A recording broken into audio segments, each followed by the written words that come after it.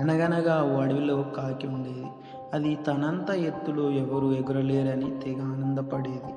ఓ రోజు కాకికి ఏం తోచక అటువైపుగా ఎగురుకుంటూ వెళ్తున్న పిచ్చుకను ఆపి, నీకు కనీసం అందంగా ఎగరడం కూడా రాదు, ఏదో పురుగు గెంతినట్టు ఎగురుతున్నావని వేళాకోళమాడింది.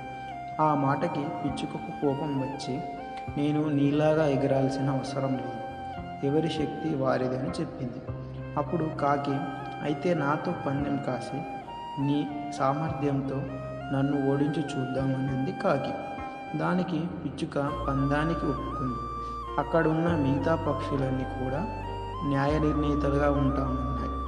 ఇప్పుడు మనమున్న ఈ మద్ది చెట్టుతో మొదలుపెట్టి మధ్యలో ఉన్న రావి చెట్టు, ఆ తర్వాత వచ్చే జడల మర్రి చెట్టును దాటుకొని మళ్ళీ ఇక్కడికి రావాలి, ముందుగా వచ్చిన వాళ్ళే విజేత అని ప్రకటించారు. పందెం మొదలైందో లేదో కాకి సర్రుమని రావి చెట్టును దాటి మర్రి చెట్టులోకి దూసుకెళ్ళింది. ఆ మర్రి చెట్టు చాలా పెద్దది, లెక్కలేనన్ని ఊడలతో దట్టంగా ఉంది. దాంతో కాకి రెక్కలు రెండు సన్నని ఊడల మధ్య చిక్కుకున్నాయి. పిచ్చుక సన్నంగా ఉన్నందువలన కొమ్మల్లోకి దూరి ఆకుల మధ్య చీల్చుకుంటూ బయటకు వచ్చి గమ్యస్థానానికి చేరుకొని విజేతగా నిలిచింది.